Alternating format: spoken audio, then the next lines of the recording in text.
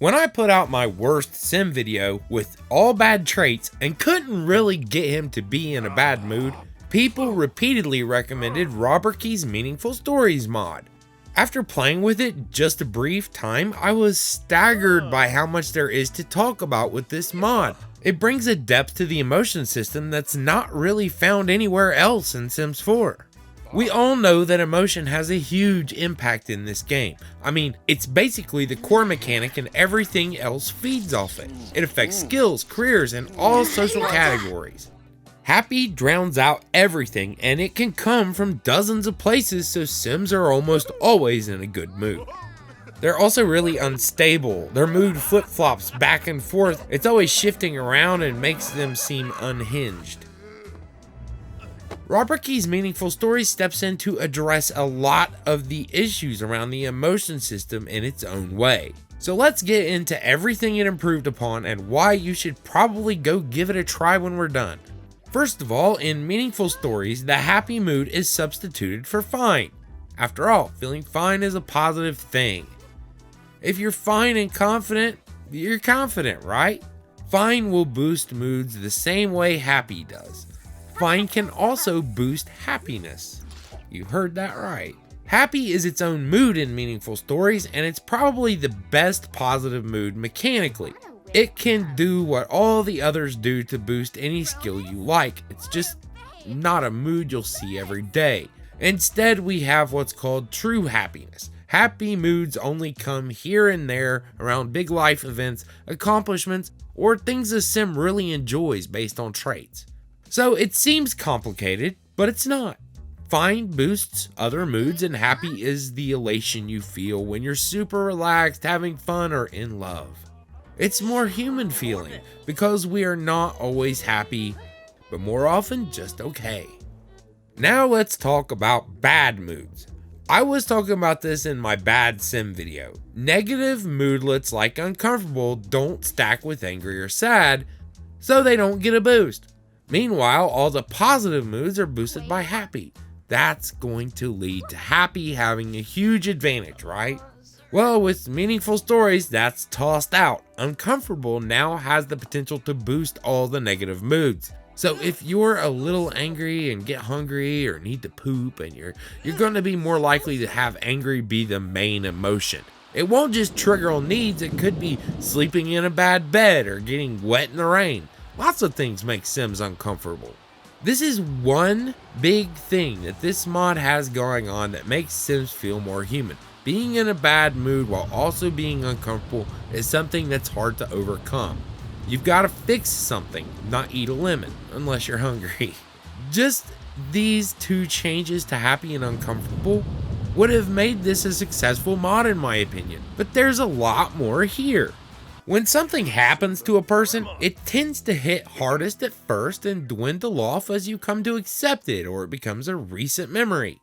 Meaningful Stories attempts to emulate this and fix the constant mood shuffling of Sims 4 through its emotional inertia system. I don't think it's all moodlets based on phrasing, but when a mood is strong and fresh, it is more difficult to get a sim out of that mood.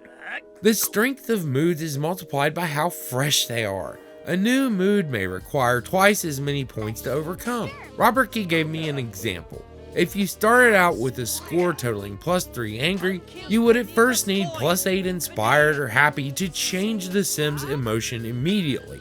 After a couple hours, it'll be easier to change the mood, maybe more like +6. This means it's much more useful to tackle the problem in the case of certain bad moods. It's not like normal where you just eat fruit and their anger goes away. If you don't like how strong this is, you can change the multiplier in the settings menu for the mod. If it's 1.0, it does the same simple addition Sims 4 normally does. It seems to accept decimals, so you could make it require 50% more by plugging in 1.5 for example. The default is 2. There's this system in this mod I feel some people will like, others might want to disable it, which you're thankfully given the ability to do. Doing certain activities will drain a mood, even a positive one. So if your sim gets inspired and you paint, they'll use up their inspiration. This seems to be based on the categories of skills, like any creative skill could drain it. On the flip side, you need to use mental skills to hold on to focus or stay around other people to stay playful. I don't think this is my cup of tea while learning it, but don't think it'd bother me afterward. Some traits have also changed with this mod. You know this page of emotional traits that barely do anything? Well, this mod changes that in a very sensible way. Sometimes you really wake up on the wrong side of the bed, more so than other days. Sims 4 gives you the same +1 mood every time if you pick one of these mood-focused traits. In meaningful stories, negative moods can be anywhere from +1 to +3. It's a 40% chance each of +1 or 2 and a 20% chance of +3. Positives can be 1 or 2. So if you want to make a hothead, you absolutely can. Sometimes their temper will be under control, other times they'll really be angry, and even 2 pictures of mannequins and hats can't make you happy. One of the reasons my bad sim couldn't get into a bad mood was decorated buffs. By default, it seems that decorated bonuses are completely turned off and emotional auras have something going on as well. They don't kick in right away, but rather ramp up if you spend time in the area. This is a cool idea that further helps with the sim flip-flopping emotions. It makes sense too. Should a sim stop feeling confident just because they left a room with lots of motivational paintings? No, it'll take a little bit. I mean, many of us have leaned on this very poster to stay strong in difficult times, and its effects linger when you leave its aura. It's still affecting me today. Looking at the options, I saw something else I've wanted the developers to bring back in this mod. If you like, you can enable a feature that gives them satisfaction when they are truly happy. Points will come in every half hour or so while they're happy, bringing up the option to buy rewards just for giving a sim a good life and not chasing so many aspirations. It's not a lot of points, but it does help. One of the reasons I wanted a system like this in the game is because it would provide at least a little reward gameplay wise for hanging out with friends or having fun in a more interesting way, like going to a party. If you install this mod, you really might want to turn whims back on. At least check it out. There are whims that will help you to get into a mood. I'm not sure how much work was done in this area, I just know the option exists and it's worth checking out. Day-to-day wants and fears is something the game kind of needs, and I know many agree with me because you convinced me in the comments. This mod is customizable in so many ways. It seems to offer settings related to everything I've mentioned. You can turn anything off or simply tone it down if something is too hard. It's the kind of customization the game really needs, though the default settings are certainly fine. It is really nice that if you don't like emotional inertia as it is, you can turn it down or turn it off. This is absolutely the biggest strength of the mod other than the wonderful ideas here. Some people might not want the emotional inertia system, but be very happy with the changes to happy and uncomfortable, with the stronger emotional traits moods. You have to restart the game for changes to take effect, but once it's set, I think it stays that way across all games, or it seemed to. It goes about 3 menus deep, but has tooltips explaining what each and everything does, and it's pretty cool to explore it. I wish the base game had settings this deep. It'd be amazing. On the bright side for me, it's hard as heck to fill 30 seconds talking about a menu. Because some bad moods linger and can be harder to overcome, it is more important sometimes to actually use the abilities like calm down in the mirror or wail on a punching bag to reduce how long an anger buff will be around. These make the timer run out faster on the bad mood. You'll sometimes want to do this to make your sim happy enough to be effective at painting or to get in a good mood for work.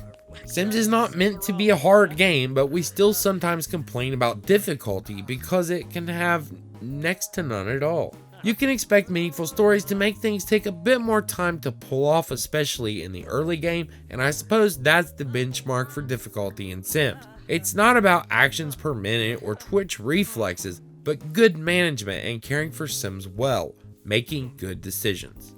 Although I haven't done a direct comparison, this change to emotion seems like it'll have far-reaching consequences for how well Sims socialize and gain skills. Just requiring a little effort will make it more satisfying to manage to get a first kiss or master a skill due to having to work a bit harder to get there.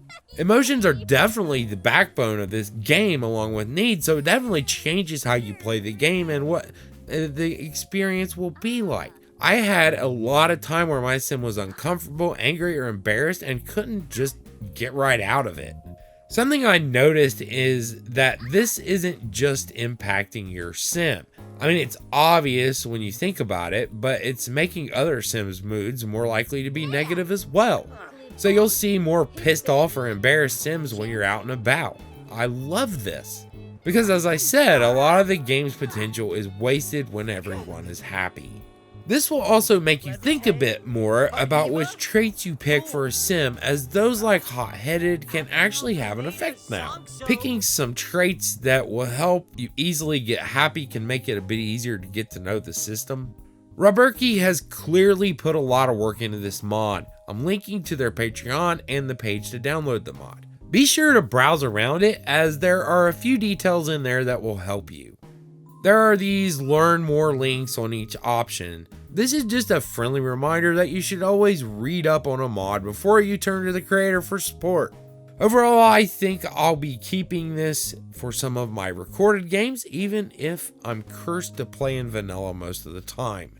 Everyone who recommended roBurky's mod to me, thank you. I only normally get that many comments about one thing if I mispronounce some foreign word like buoy. Okay, thank you all for watching, and to roBurky for being supportive of this video. Now go check out their stuff and consider giving them your support if you like it.